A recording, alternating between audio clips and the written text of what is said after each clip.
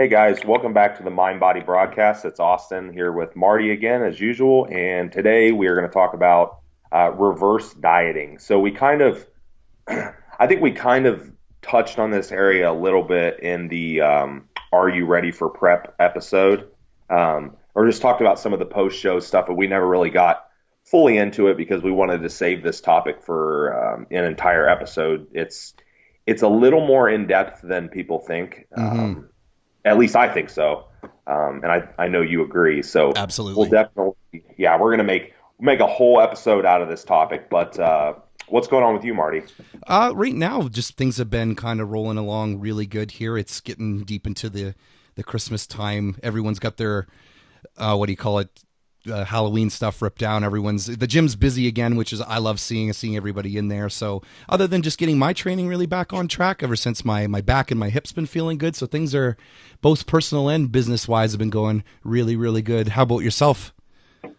I can't complain. You know, everything's Awesome. my actual gym has picked up some just because winter months are Great. normally better than the summer. So, but outside of that, I mean, it's it's kind of always a little bit different in the wintertime because show season's done. I mean, I have two people that compete they compete this weekend, Right. and I think that's literally like the last NPC show of the year. There might be one or two more after that, but When do they start up um, when do they start up in 2018?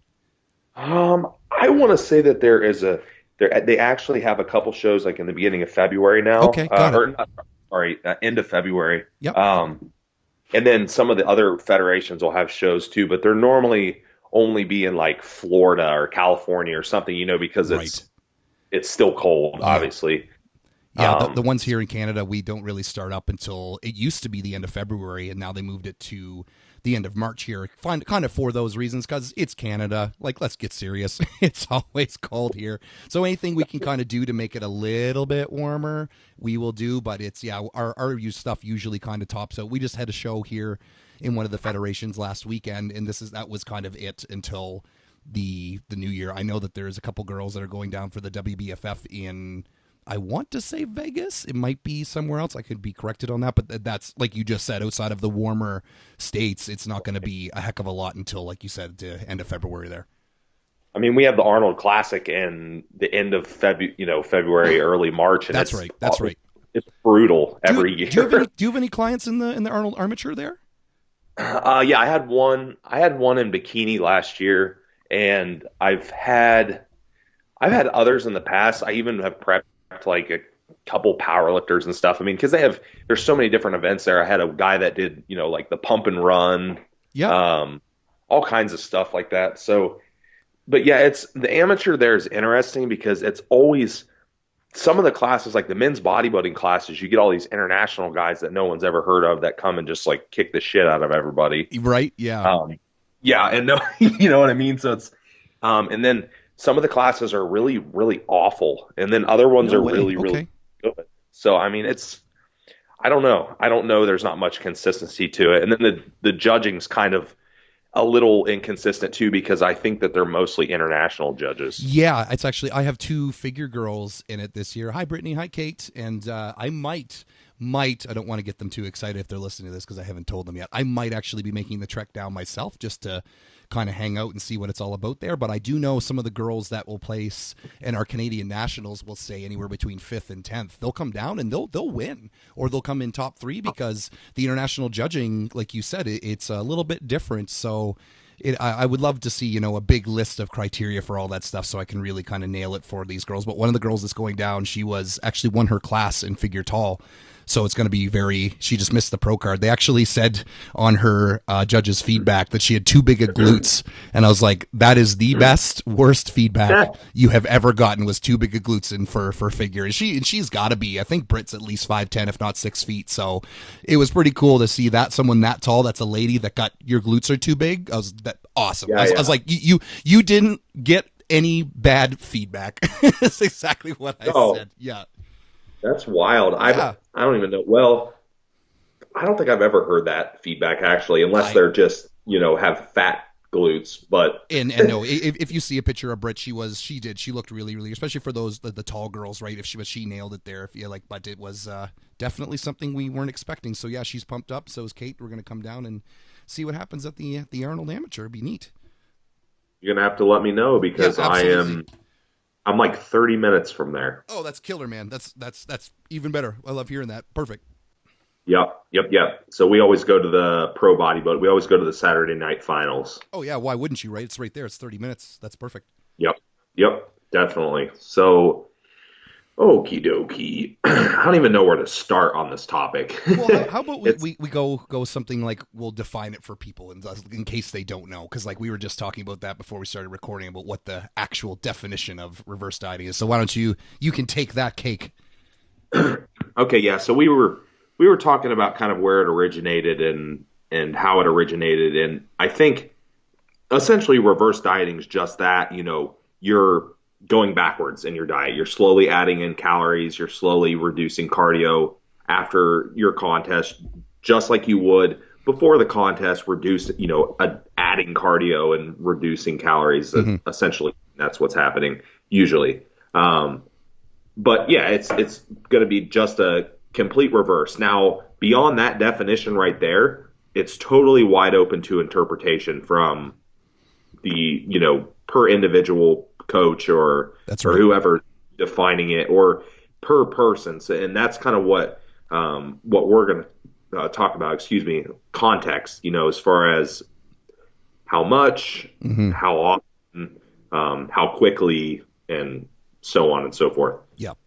I'm actually really pumped to kind of hear your view and kind of see what you do and see if I can take some nuggets away from you, because like there's no 100% this cut and dry, you should do this, and I really want to hit that home. So if you've heard something like you need to add this and this in, or it's that it's a exact formula, I would say no. And we've talked about this before too. It's all in the coaching too. After that show, it's you need to keep in. I'll say need. I won't say want. You need to keep in contact with your coach after the show and keep them updated, because even if you have worked with the coach before, let's say you came in with more muscle, let's say you did a shorter prep, longer prep, something's going to change, and that I'll always call it post-show care, is going to be imperative to make sure that not only do you optimize the metabolism and get it back to where it should be after that metabolic adaptation, but it's going to set you up. Do you take too long to get back to there? Should you take a little bit shorter? Not only that, but you have to think, if you compete once a year, and let's say you are dieting for, let's say, 16 weeks, so that doesn't leave you very long for, we'll call it improvement or off season, right? So before because everyone's like, oh, I got a whole year. I'm like, no, you really don't, because not only do you need to get the body back to where it was, but then if you're doing a show in another year, you so immediately take away 12 to 16 weeks from that. So that doesn't leave you a lot of time to lay down new tissue, let alone get, we'll say, hormones back to where they should be, sleep back to where it should be, and kind of everything else. Yeah. That's so if you're competing yearly, That's right. You aren't, you're not getting, you might at tops get 8 months. And I wouldn't even think 8 months, just because there's normally a transitional period there where, your body's not really where it needs to be as far as health and all body are functioning optimally. So let's say if you have a 16-week prep, which is essentially 4 months, I mean, you're going to end with probably 7 months of productive off season at most. That's right. Exactly. At most. I like that term. So we can, kind of dive into different methods. I think, okay, so we were talking about, just because there's been different podcasts and articles and all kinds of stuff on this topic. And I think, to me, at least from what I've read and just a little bit of literature there is, I think the consensus is getting back to baseline a little bit faster is better. That's right. Like usually. Yep. Usually. Well, we'll use the term faster, and I'll say optimally, just because, like, let's say, I don't even know really kind of how to convey this, but like, obviously, if you could, what's the fast or the quickest point between or the fastest way between 2 points is a straight line, right, from A to B without having any kind of squiggles in there. But that's not necessarily life. That's not necessarily going to be what you do for work. Let's say you took work off and now you have to do more work or things like that. That's just going to compromise your time or whatever. Everyone knows how much time they compromised before prep putting into the gym. So between the mental stuff and making sure that you're regulated there in terms of, let's say you really thought for some good or bad reason you were going to win and you didn't, that's obviously going to motivate you less as opposed to you winning. Then there's also, we'll say, the what now factor when everyone kind of finishes their show. I shouldn't say everyone. When people finish their show, sometimes there is a what do I do now? If they should they book the next show and not only that, but then obviously then too what we even just talked about competing annually. Well, let's say the person does win and then the next show is in about 4 weeks. So kind of what to do there. We can touch on that too if we have some time at the end, if that makes sense. Yeah, absolutely. I think that's great. I mean, because it's a topic with subtopics attached to it. You got it. Like a dichotomy, for sure. Yeah, absolutely. I mean, so going back to the faster is better thing, and when we say faster, basically, like you said, optimizing, getting back to the goal is to get back to the spot where you have, just enough body fat to where all body systems are functioning optimally, especially if you're a natural athlete, that's getting your hormones back intact. Mm-hmm. Females, that might be getting your cycle back, although that can take long. I mean, that just really depends on the girl. Yeah, exactly. Depends upon the body fat percentage that the girl got down to for the categories. Also depends upon even, we'll say, genetic factors, right? Of like maybe their cycle and their birth control, for sure. Yeah, sure. So, I mean, getting back to as close as you can to normal functionality is the goal. So let's say if that takes you a month to do it, all right, you're back to that point. And now if that takes you 4 months to do it, guess what? You're probably still back to the same exact area, the same exact body fat, the same exact caloric intake, the same exact cardio, if any, and you feel the same. So you just took 4 months to do what you could have done in a month. I love that. Yeah. Which doesn't, to me, which seems like a really ass backwards way of doing things. Absolutely. I heard that, we'll say, when I first started doing this stuff, I heard that you should take the exact same amount of time that you took for your prep to reverse out of it. And I was like, oh, okay. And when you don't, and this is we'll say, quote unquote, the problem with the industry is that you hear these things that sound logical, but upon not even a microscope, we'll say a macroscope, or even just putting on a pair of better glasses and you look at this, it not only should it not be that way, but it should be vastly different. Like a month is very optimistic, and that is incredible. Let's say everything goes perfect. The mind frame is there. You drop your stimulants or whatever, and you get your adrenal glands back to check. Your sleep is back. Awesome. Work doesn't plow you when you get back, type of thing. A month would be phenomenal. And everyone seems to think that, like, oh man, like, especially for bodybuilding, you see this surplus of food. You have your cheat meals or whatever, your post show. We can talk about that stuff too. And then you feel like a absolute machine in the gym. And this is where I'll even tie into saying that the coaching does need to shine too, because just because you look like a machine after, a couple thousand carbohydrates into your diet and you're back, let's say it's Wednesday after a Saturday show and you're feeling great and you're looking great and everything is full up and tight, that doesn't mean you should keep going with that 1,000 grams of carbohydrates per day or these excessive cheat-free meals or whatever you call it. What do you think about that, Austin? Yeah, you're totally right. I know I keep referencing this crap because I did this in the last episode. I kept saying, "Oh, do you remember the post that I made?" But I'm going to do it again because I just go for it. Well, it's educational for people, right? Because they can go see a written thing too, for sure. Yeah, I just talked about this exact topic, and the individual I'd mentioned, he had gained back. He gained back a certain amount of weight. It was a pretty decent amount of weight, but he's also a bigger guy. He's like 220 plus pounds. So obviously, a lot more room to fill out glycogen and water and all that stuff. Mm-hmm.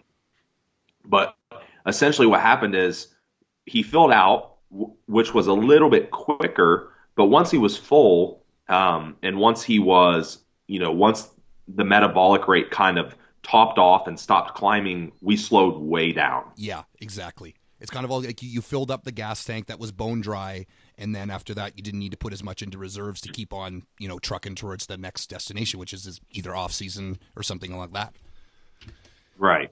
Yep. So yeah, and that's more or less what's going to happen to most people, because you should be getting decently full for your contest, whether it's on a Saturday or whatever it is. But let's say you're still not quite 100% full, and you might even get what we call the super compensation phenomenon, where you're just so insulin sensitive that you're just those mind-blowing pumps that you have for a week after the show or whatever. Mm-hmm. Well, you're holding on to as much glycogen as humanly possible in intramuscular water. At that point, you cannot continue with that. Had you pushed it up quickly, you cannot continue that way if you want any semblance of a lean physique after a month. That's right. Yep. And even that's wonderful you said that too, because I think it's something like each gram of carbohydrate holds on to 3.6 grams of water or something along that line. So yeah, we'll just pull a bunch in there with it. So even after the show, because I usually get my competitors to do their assessments on Fridays. So for the next assessment after the show, which I am on them like white on rice, like, how are you doing? How are you doing? Just to make sure that things are going that way. But I will get them to send me their photos, and I'll get them to fill out my entire assessment without their weight, because I don't want them. Like it completely depends. This it's contextual again. Like I love that you said it all in context. But for most of them, especially for my females, I won't get them to weigh themselves, but I'll get them to tell me kind of what's going on, because I know that weight, even though I will set them up, and we're going to set you guys up here too, in case you don't know, your weight is going to spike, at least some. The amount of people I know that can completely go right back onto a very rigid diet without any kind of treats, especially if it's your first show or whatever, is going to be very minimal. So for, let's say, I don't know what your exact protocol is for post-show, Austin, but of course I let people have their nighttime free cheat meal or whatever, and then this Sunday is more relaxed in a sense, but then Monday I get them to, they have a plan already in their hands by the time that the weekdays are ready to come, and I get them to follow something. And yeah, it is a caloric bump, which we'll talk about, but I get them to follow that. And obviously then too, come that following Friday, their water could be up for various reasons, their weight could be up for various reasons. So let's say you see, if you're a 130-pound bikini girl and you see your weight jump to, I don't know, let's make it outlandish, 150 pounds, that's not going to be your true weight at all. The analogy I like to use is in the bathtub when you're kids and you kind of push the water back and forth, and the water will go all the way to one end and come all the way to the other end. Is that you are, especially if you do any kind of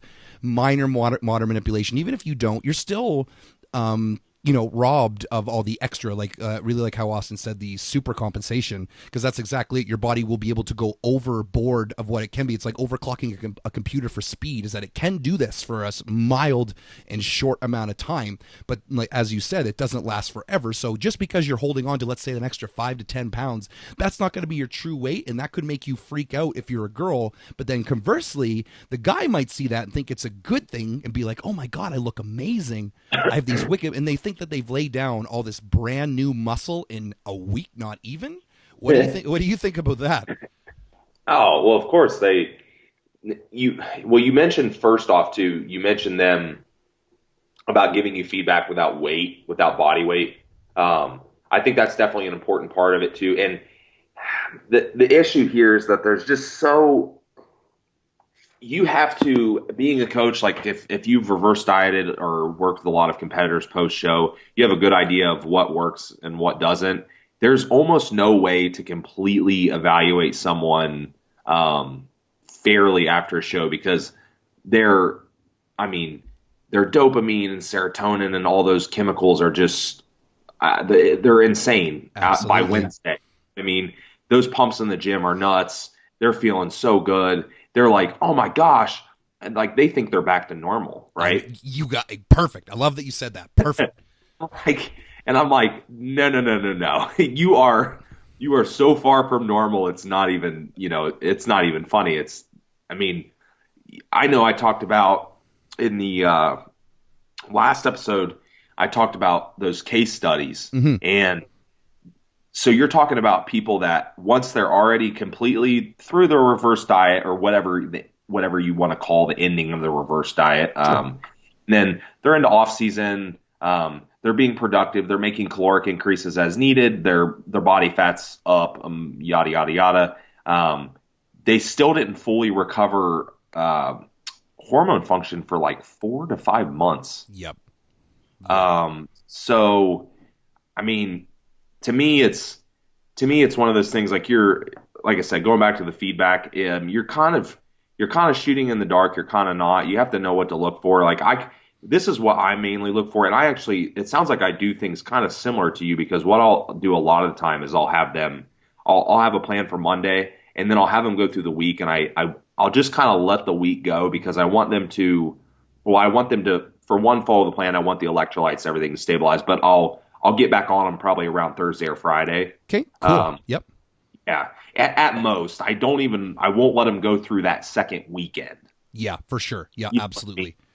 what I mean? I bet you that would also be client dependent too. Like, let's say if you had a super heavyweight and you know that the guy is going to be able to put down some pretty serious food, he's got a little bit more wiggle room than, let's say, a figure girl that ripped down for 12 weeks very harshly, yeah. right? So yeah, like you might get on her on the Tuesday versus, like you said, the weekend. Yeah. So again, context. I want to really, because I'm going to steal that from you and keep saying context over the course of this, because there is nothing cut and dry about, like, you cannot go on, let's say, reversediet.com and find, because you are this weight, you are this height, this was your category, this is exactly what you need to do. That's just not going to be it. It all depends so many things, how hard you cut down, what was your cardio volume at, what are you going to put your cardio volume at now. So yeah, so in terms of, like, exactly what he's saying here is that it is, you, I don't know how to put it other than there is going to be, it's feedback oriented, biofeedback oriented. How are you doing? Yeah. How are you feeling versus how are you looking at the same time, right? Because yeah, you're as soon as you have carbohydrates, I believe it's serotonin kind of takes a big whopping hit. So like, why when you eat candy, you feel so darn good as soon as because it's so quickly going, oh my gosh, I love it. And it's going to be almost like a false assessment in a way. Does that make sense? You've ever had that before? Oh, it is. Oh, it's absolutely false. Like I just said, a minute ago, it's like if somebody tells me a few days into the week after that they're like, oh, I'm feeling great and I'm 100%. I'm like, no, you're not. Yep. You're not. I promise you're not. Because I promise you also that if you keep doing what you're doing right now, you will be 0% next Wednesday. Absolutely. Because you're going to be depressed. Yeah. Oh yeah, it'll lay on like bricks. Like, even let's say for some strange reason you're one of these people that they lose weight or whatever, they go up and they lose weight because they were so depleted and you are on some kind of plan or whatever, but then it then, let's use my 1,000 grams of carbohydrates. Don't do this. This is just a number I'm pulling out of my hat completely. But then all of a sudden that, like, let's say your weight, and then the next day it's your weight plus 10. And then your weight plus 15, and all of a sudden what happened is now that super compensation effect, that is now done. And now before you know it, you are laying down, because everyone will tell you, and I'm going to go off for a little bit of side tangent here. Everyone will tell you that, oh, don't worry about it, it's just water. Oh, don't worry about it, it's just water. Oh, don't worry. And then before you know it, your body does not have that much room for intracellular, extracellular water. Like, you will start looking like a puffer fish underneath your neck. Your veins will come, then your veins will start smoothing over. People, oh no, it's just water. It's just water. And no, kids, I'm gonna say that's not it, because I've done it. My first show was like, oh yeah, I felt like you have to go through this almost yourself. But I'm gonna say no, it's not just water. So definitely don't listen to very many people on this subject, especially people that are not well versed, aka a coach or whatever. And if your coach does say, "Oh, it's just water," I would maybe look into a little bit different coaching. But in other words, you are going to spill over. This is going back to what I was talking about. This is going to now start pushing into fat, for sure. Yeah, and I think we talked about this in the other episode as well, like when we kind of got onto the reverse or post-show period tangent a little bit, but talking about because I mentioned insulin sensitivity. So at this point, you are very insulin sensitive, right? Because the muscle tissue will fill up. Your body will probably prefer to fill up muscle glycogen and then maybe liver glycogen and stuff first. Yes. But that doesn't mean that your fat tissue isn't insulin sensitive also. Mm-hmm, exactly. And it is. It absolutely, absolutely is. There's no doubt about it. So you better believe if you spill over that those fat cells are going to be like, give it to me, gobble it up. Absolutely. Yeah. So I mean, that's just one of those things too. It's like I said, you have to know what you're looking for, and you have to kind of watch. I kind of watch the body because I like people. I'm like, yeah, you're getting really full. This looks good. You're getting those crazy pumps. But when they get to that point and that's looking good, I'm usually hesitant to keep pushing it right at that exact moment. Yes. Just because I'm like, okay, you're on the verge of spilling over into a bunch of fat gain. Yep. Absolutely. I'm like, so.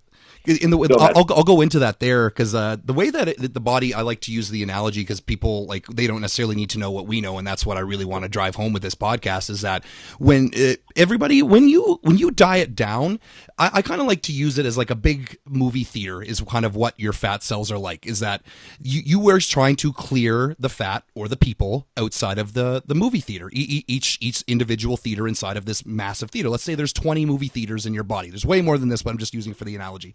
So you pull people out of the theater and you shut the door. Now, is that theater still there, which is your fat cell? Yes. For you to actually destroy a fat cell and get rid of it is very difficult. What is that? Is it neo-apoptogenesis or something? I forget the exact term. Yeah, I can't pronounce.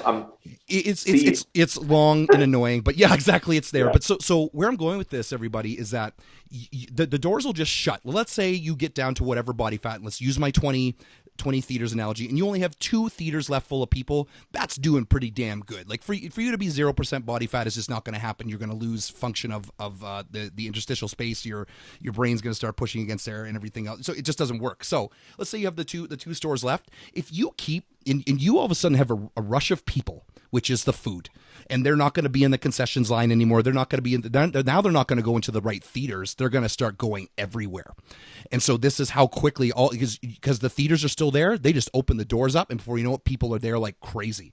So this is when you hear these stories of people gaining 30, 40, 50 pounds in a month, not in a week. They like, yeah, maybe. But anyways, where I'm going with that is in a month is that, yeah, that is not just water now because your body is so ready to suck up those fat stores again. The cells don't go away. The cells are still there. They're just ready for people to go into the theater. Yeah. Yep. I like that. That creates a good image for everyone. Yeah. It works that way because that's exactly it. Because it's a big theater and the people are just there. That's just the food, the calories.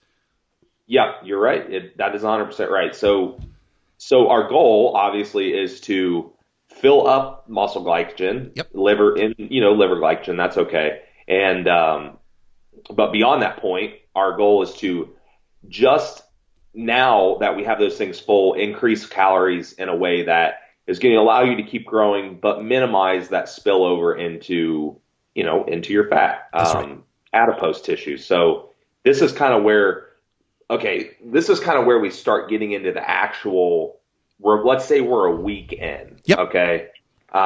You're full. You're completely full. As far as like musculature, your muscles are filled out. Everything's good. Now we're actually getting into the meat of the reverse diet. Everything's calmed down. When on Tuesday, when you thought you were 100%, well, now you're back down to about 10% because your dopamine levels just fell back down. That's right. And, yeah, you're back to reality. Mm-hmm.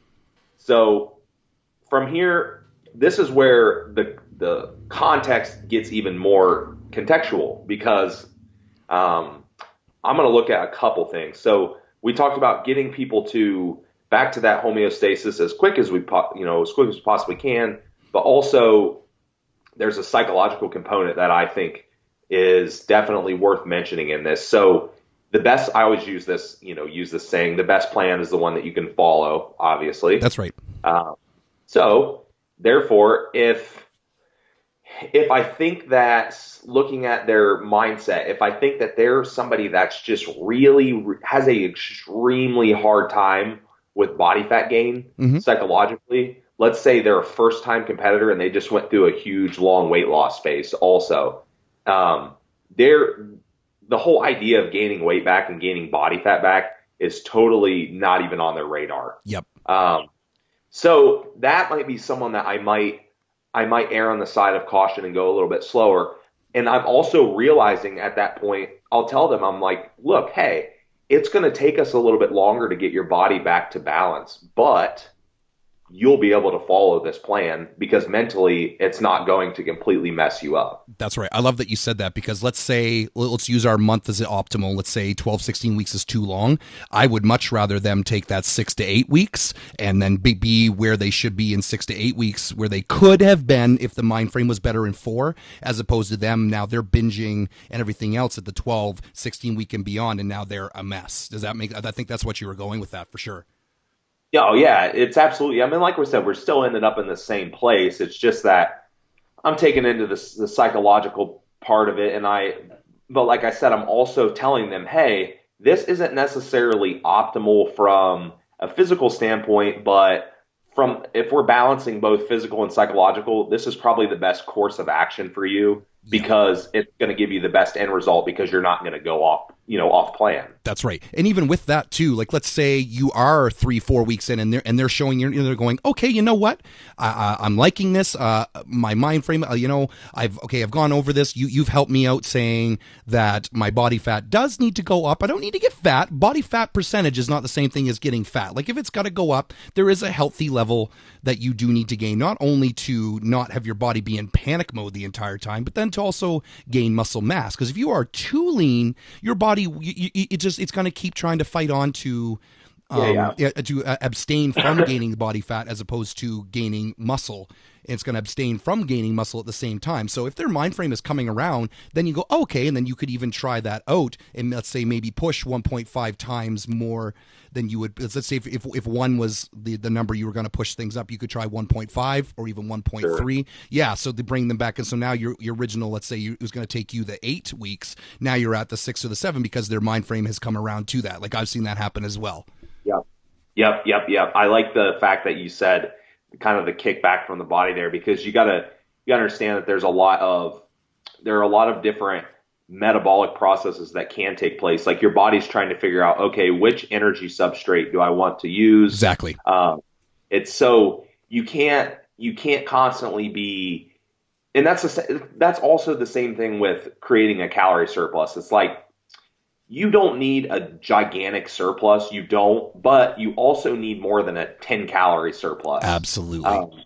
It's not because metabolically, you're probably going to, for one, just adapt to that little 10 calorie. Your body's not even going to notice. You'll probably just work it off by, with your NEAT, your non-exercise, I won't, you know what I'm saying? Absolutely.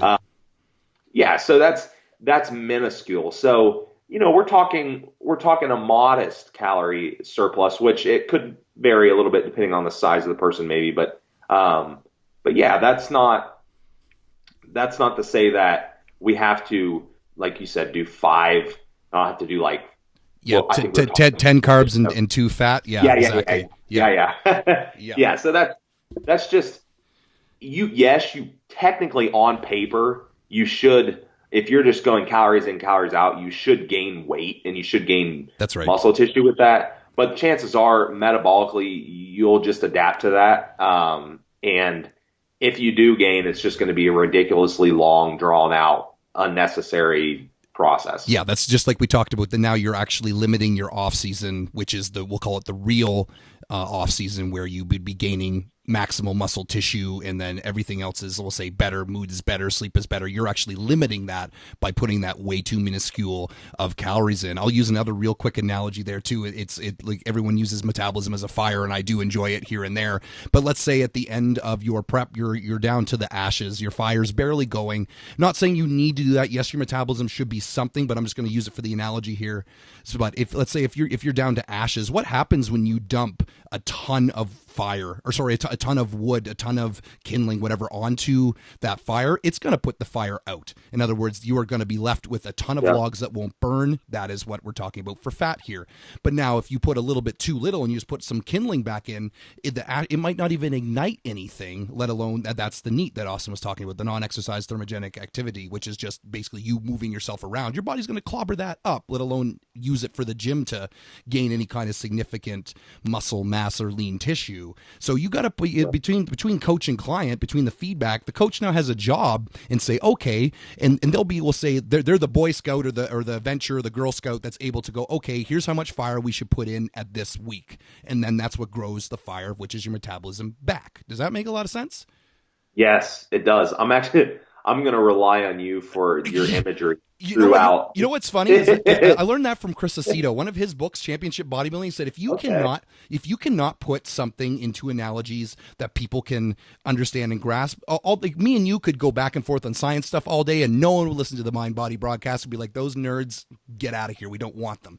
But if you can put it into like a car, money, something like that, then it will make okay, that's why I did it. I put too much wood on my fire, and therefore I got too fat too quick, or I didn't add enough back in, and so therefore that's why I was freezing cold. That's why my sleep still sucked. That's why I was, if anything, started losing muscle mass because my body was not ready for, and then they're dieting too long, which is, yeah, we can even go into that. The people that want to stay really lean or continue that lean, is that your body's not meant to be like that. It's not meant to be at that, like that extreme level of leanness, and eventually your body will rebel. And it's fun that you'll see these people on Instagram or on Facebook or whatever, and they'll say, keeping that contest level shape or whatever. Between filters and maybe it is the 2 or 3 days after the show, and they're putting up the photos of them looking themselves so good in the gym. Don't be fooled by this in thinking that either they have some kind of magic formula. Let's say they're a coach themselves, or that they are somehow doing it differently. Go, what's their secret plan or whatever? It will top out. Let's go back to my 1,000 calories. If they keep adding that 1,000 calories in, or you keep adding too much wood onto that fire, eventually that will snuff the fire out, or they will spill over, and all of a sudden your people in the theater auditorium, they're going to start going there. Before you know it, the photos will kind of stop. or then the selfie game is not there anymore, right? So what would you say, Austin, that you do like kind of as like a standard, like, again, it's going to be context, it's going to be situation, but what's kind of you do a standard, let's say post show? You said you kind of like, we'll say, let them go in a sense, or you give them a loose plan for the week after. So what do you kind of do in that next 4 weeks after the show? Let's give them something that they can try to take home with here. Okay, so we're past we're like a couple weeks in now. Sure, like even let's say you're at the week after the show, the weekend after the show. It's the Saturday after. What's your game plan? What do you guys start talking about?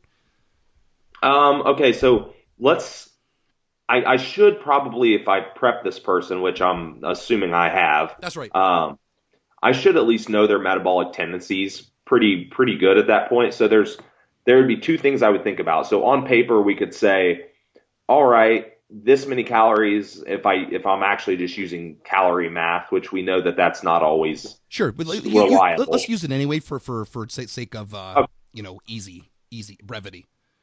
Let's say that I want them to, probably at first, I'm gonna let the rate of gain be a little bit quicker, just because they really still are low body fat. I mean, after a week, they're still not even up into that body fat point where they function optimally.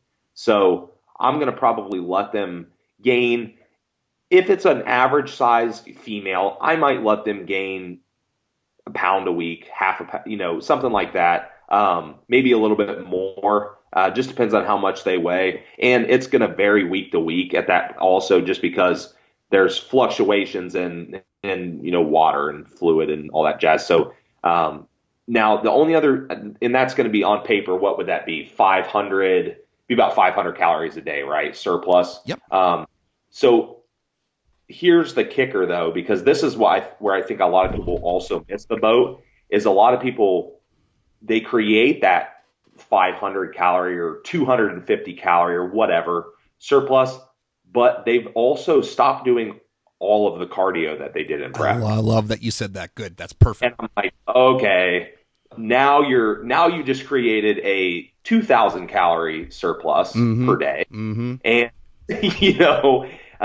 so considering, like, keeping that in mind, I'm creating a surplus through nutrition and through energy expenditure. So you got to, obviously keep that in mind. I'm going half and half or whatever. Yep. If their cardio is really, really high, then I'll probably tend to pull from cardio a little bit harder at first, because I just want to, that's a little less taxing on their body if I can get a little more cardio out of there and then kind of just put a little bit less towards the nutritional part of it. And then, or vice versa, if their calories are super low and their cardio is not very high, then I might put more into into the nutritional side of things. Mm-hmm. So that's kind of where I would be at on that. Now, the only other case would be if I know that they have a very, very adaptable metabolism, I would probably actually create a bigger surplus. That's right.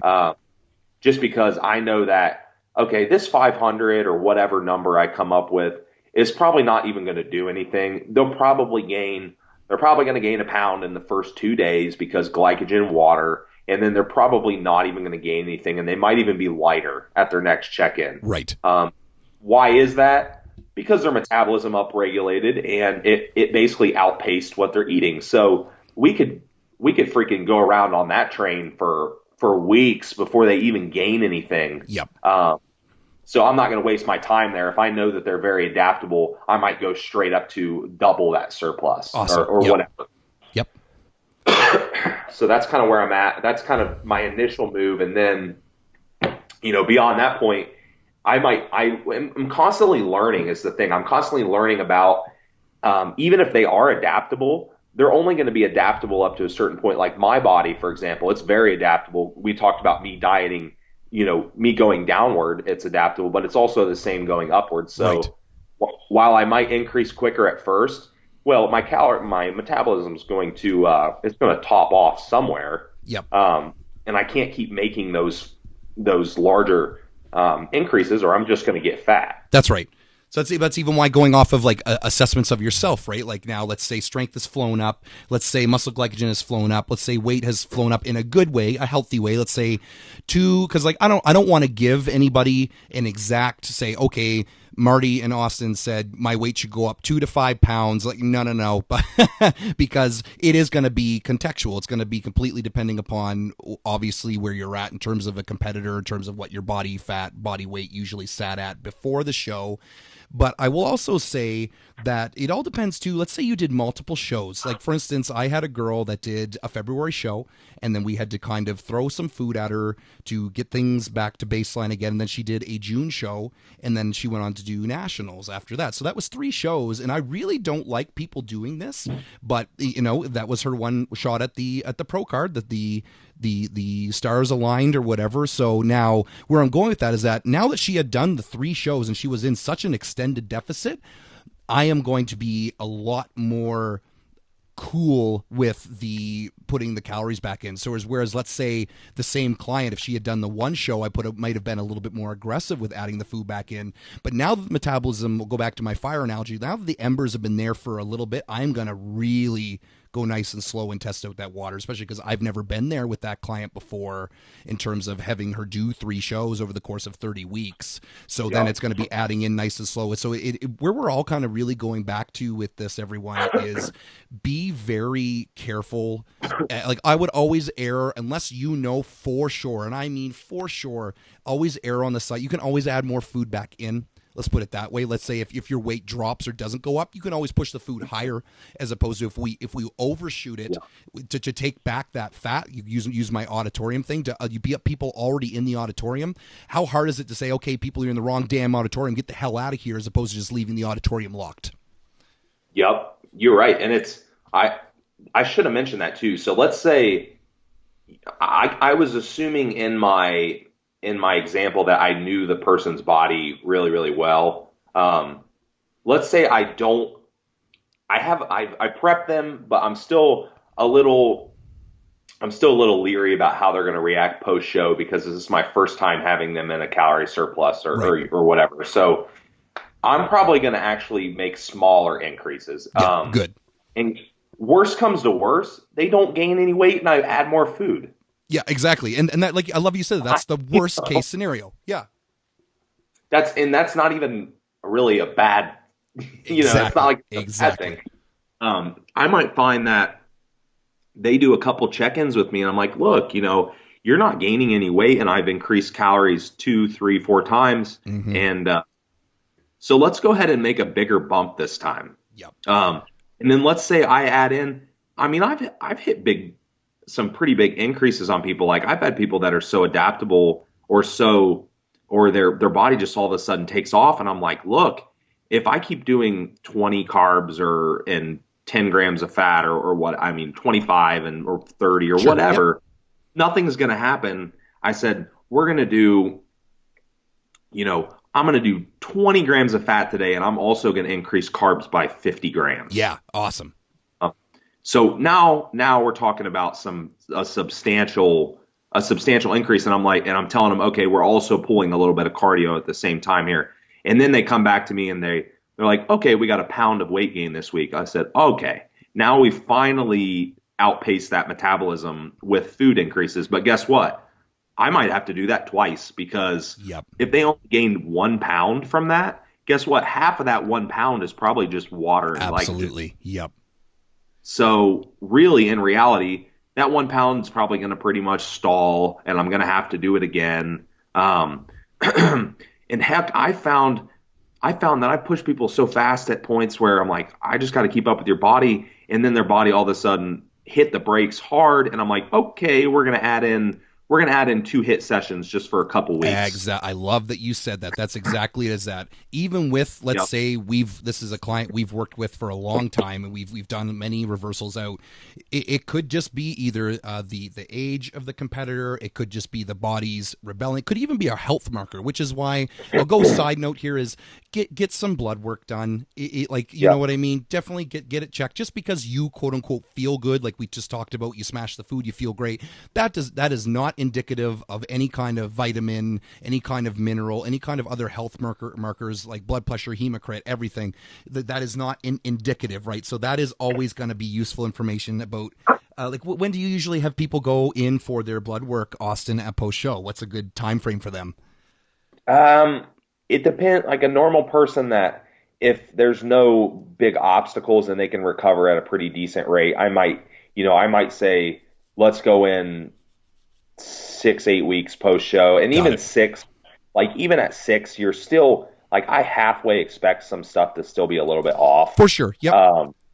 So, and it kind of just depends, and if it's a little bit off, if I have old blood work or something to base it off of, then I'll be like, oh, we're pretty close. Right. We're on the mend. If I don't have anything to base off of and stuff's a little more off than what I want, I might even have them do follow up, like a couple months later or something. Yep.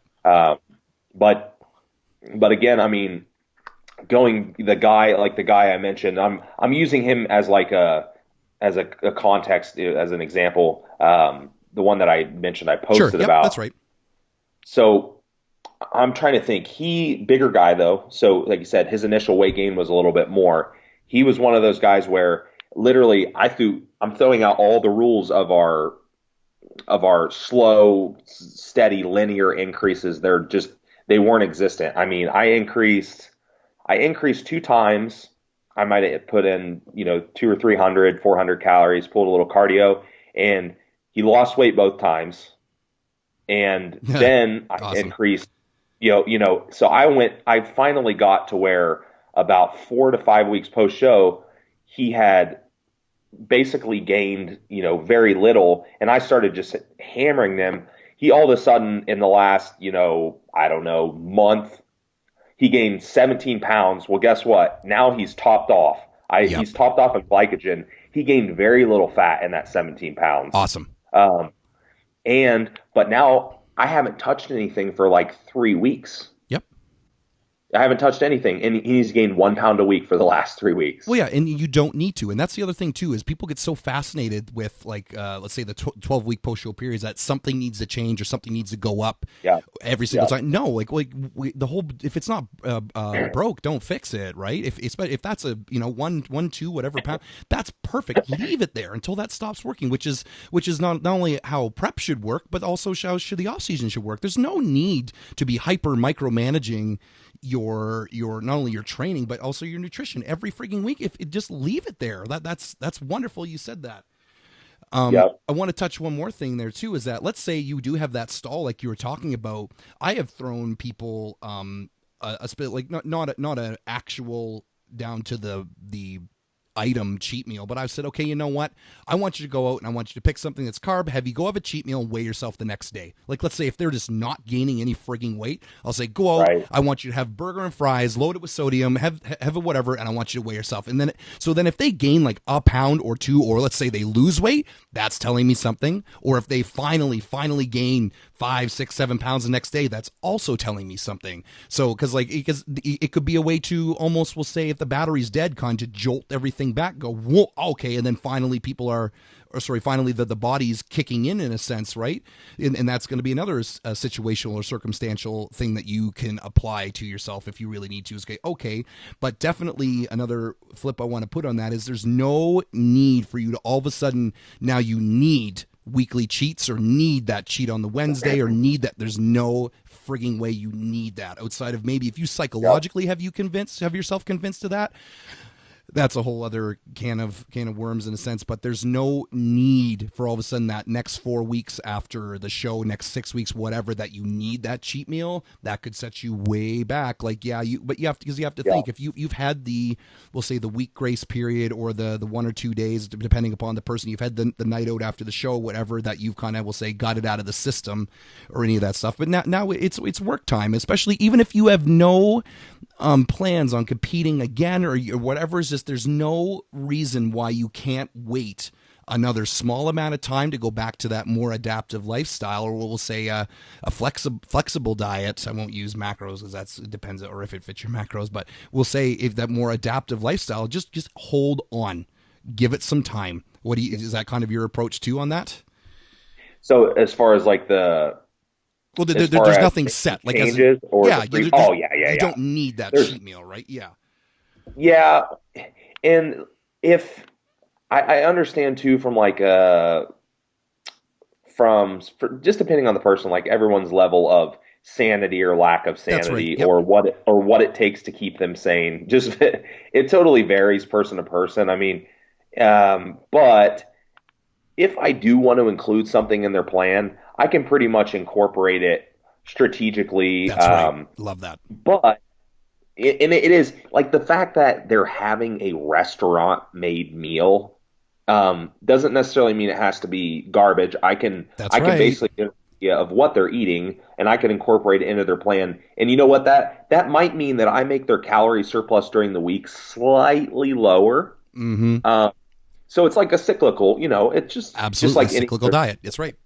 Yeah, which cyclical dieting in general is, useful. So absolutely, I don't think there's anything wrong with that. But the one thing about those free meals is that they're like, this is one that I just want to literally just slam my head on the table. They're like, it's just once a week, it can't hurt me. And I'm thinking, you just got done with this long prep. you're let's say you're a 130 pound female, 125 pounds. Perfect. You ended your prep at 1,000 calories and you're doing a pretty good amount of cardio, which, hey, those numbers right there, that's not far off of common. Of course it's not. Yeah, because it's not forever. That's something sometimes it does take to get there. That's right. So now you got your calories up to 1,500 calories. Your metabolism's picking up now, your cardio's down a little bit more, and you're slowly gaining weight. Now you have that free meal, we'll throw alcohol on it also on the weekend. Sure, yeah, why not? Go for it. Yeah, and you just ended up with a 3,000 to 4,000 calorie meal. Exactly. Not day, meal. Good, you said that. And that seems like a big number, but that's not even hard to do with the way people eat like assholes sometimes, and they just Yep.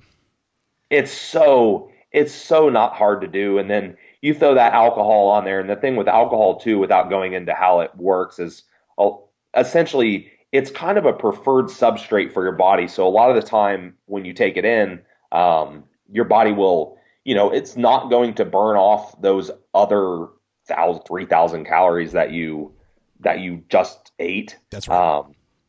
And guess what? You just stored a half a pound of fat in one meal. Yep, you got it. And guess what? It happens all the time. Oh, yes. And the way that I look at it too is I can normally tell if someone's gaining a pound and a half a week, and that might be, high or low depending on the person, and I'm noticing that 1.2 pounds of that all comes the day after the free meal, and most of it stays. Mm-hmm. That's bad news. Exactly. Most of it stays. I like that you said that. That's right. Because I know when I was dieting and I had, when I trained with Skip, we'd do skip load days and I would go up anywhere from 7 to 10 pounds. But by that Wednesday, I was down at least the 7 to 10 pounds for dieting. So then it was, okay, so that was how my body reacted. But like you said, if that weight does not start coming back down after that free meal or that refeed, that's not good. I love that you said that. Good. Because you needed those skip loads. That's right. I needed them. I got to that point where, the water, the super compensation was there. So the one last thing I wanted to talk about too for myself was when you are doing the dieting or whatever, is that as soon as you can, get off of the stimulants if you were using any. If you were using excessive amounts of caffeine, excessive amounts of pre-workout, or anything that you were doing and using to keep you going during the prep, yes, you are going to be tired and you are going to be fried. But some people, it depends upon their job, depends upon their lifestyle. I've had to, we'll say, wean them down. Let's say they're at something, let's say 600 milligrams of caffeine a day, and we've had to go down to, I'll say, okay, I'll meet them in the middle, and we'll say, okay, 300 or something. I get it that you do need it, but the longer that you stay on these, we'll say, stimulants, the longer it's going to take you to recover from them. What's your kind of thoughts on that? Yeah, it's the weaning process gets a little tricky. I got it. I'm more apt to just cold turkey people. That's what I do. You got it. If they can, that's what I do. Yeah. If they can handle it, if I know the person can handle it, even if I think that they can maybe handle it, I'm usually going to probably go cold turkey on it, or at least go something that I like to do a lot of the time with it is I'll say, hey, on your least demanding days, like the days you're not at work, let's say there's wonderful. Yep. Maybe it's the weekend. Do no stimulants. That way, if you're dragging or whatever, and it takes you an extra whatever amount of time to get up and get ready, then it might not be that big of a deal. And then the next week, I'm going to pull it out on all the days or whatever. So, but yeah, it's the weaning thing gets tricky, because then what you'll start doing is you'll start justifying. Absolutely. That's right. Yeah. The stimulants it's a slippery slope, and they're very addictive. And don't get me wrong, it's the same for everyone. Myself, Marty, absolutely. Yep. It's no different for us. We feel the addiction also at times. Of course. Because between not only does caffeine wake you up, but it does, make you feel better. You can do more things, of course. But the longer you do keep them on or whatever, you were going to feel sleepy, you're not going to feel good, but try to let the food start doing that work. Everyone kind of forgets that food does give you energy. People for some reason have dipped into caffeine is energy for me. No, that's literally the job of food. So we can kind of almost like Indiana Jones in the Raiders of the Lost Ark, when he kind of takes the idol and puts the sand onto the thing so it tries not to, he still releases the cannonball, but you know what I mean, is that we can kind of try to do that with food. And what we're trying to do that as soon as we can is get the food back to running your body. And I know there are chronic coffee drinkers out there. I'm not a coffee guy, and so I think y'all are crazy. It's just the taste of the stuff. But I know people love their coffee or whatever, so just reduce it. It's not only if you go from that 600 milligrams of caffeine down to 300 or whatever, it's not going to give you that kick because your body's so frigging used to the 600. Yeah. It's the 300 is not going to do anything for you. And the sooner you can, I love that you said that. I usually even do off-season clients if they love their pre-workouts or whatever, do that stimulant cycling. Is that I've said so many times, if you don't have to work or you don't exactly fight through that day, I love that you said it's going to take you a little bit longer to get up, like you said. Exactly, that is the whole point. But you will recover so much better. Not only that, but then if you do enjoy your pre-workouts or whatever during the workouts, it's going to work again. You know what I mean? The less dose, as soon as you take the time off, I keep referencing your post that you made on that, Austin, about outside of, we'll say, some severe adrenal stuff or whatever, your body will come back. If the hydration's there, the electrolytes are there, the body will rejuvenate the adrenal glands and they will start working for you again. It's just the sooner you can cut everything cold turkey, feel like, we'll say, death for a tiny, tiny bit, they will start working again for sure. Yep. And we could do an adrenal health episode maybe. Absolutely. Yep. But yeah, it is a daunting task because you're going to feel, like you said, like Marty said, you're going to feel pretty crappy for a couple of days or a week, or probably not even a week. It honestly doesn't take that long I love that normally. you said that was the last thing that I missed is that it takes a lot sooner than you You would think be to get surprised. these things Yeah. back. Yeah, absolutely. It's not going to like just if you've been using pre-workout for 16 weeks, it's not going to take you 16 weeks of it being Oh rid of no, them. Of God course not. Of course no. not. Not even close. Not even close to that. No, no, no, no, not at all. And then from there, I think I always tell people it's like I'm not anti-caffeine. I talk about it a lot, but I'm not anti-caffeine. It's just that I would, if you're going to use it, find a dosing that allows you to maintain sensitivity. For sure. For me, it's I noticed that on non-training days, I don't take in any caffeine other than I might have like a diet soda. That is exactly what I do. Then that's exactly Uh, what I say to my clients is that if you don't need it yep. on those off days, because then it will work. Yep, I don't take in any. I'll have a diet soda, so we're talking. I'm under 100 milligrams on those days Mm-hmm. for sure. Mm-hmm. And then if I'm using, I train usually right now. My programming's 4 days a week because they're pretty intense. So if I'm taking in caffeine 4 days a week, and I might have 200 to 300 milligrams on those days, I feel it the same every single time. Exactly. And every like we're not going to go super into this, but that's when you see people taking Yep. 2 and 3 scoops of pre-workout. That's another sign. Just give it a freaking at least 5 to 7 days of a break so it can do its friggin' job again. The whole it's become a meme now. Three scoops and this is what happened. Like that's not cool, kids. Like you shouldn't be needing Oh, that much before one workout. Oh my gosh. and they laugh about it, and I'm like, you're a moron. Yeah, Stop. absolutely. You're on the wrong creek. But yeah, I think so. We can kind of we'll wrap it up here. We'll say that basically it is Yeah. going to be individual. It doesn't take the whole full time of the prep to get back to where you were. Take out the stimulants as soon as you can. Definitely cut down on the cardio when you can. Pay attention to your body. Learn the feedback from it. I would say if you had a good enjoyable experience with your coach, keep with the coach because they already know what was going on with your body during the prep, so they can really, like I said, I used the term need at the beginning. They can really help you out with getting your body back to optimal metabolic rates and gaining and getting yourself in shape for the next show and be more and improved quicker, sooner, and better. Yep, I agree. I couldn't said it better myself. Awesome. Well, then, everybody, thanks for tuning in to this week's Mind Body broadcast from Marty and Austin. Keep fit and have fun.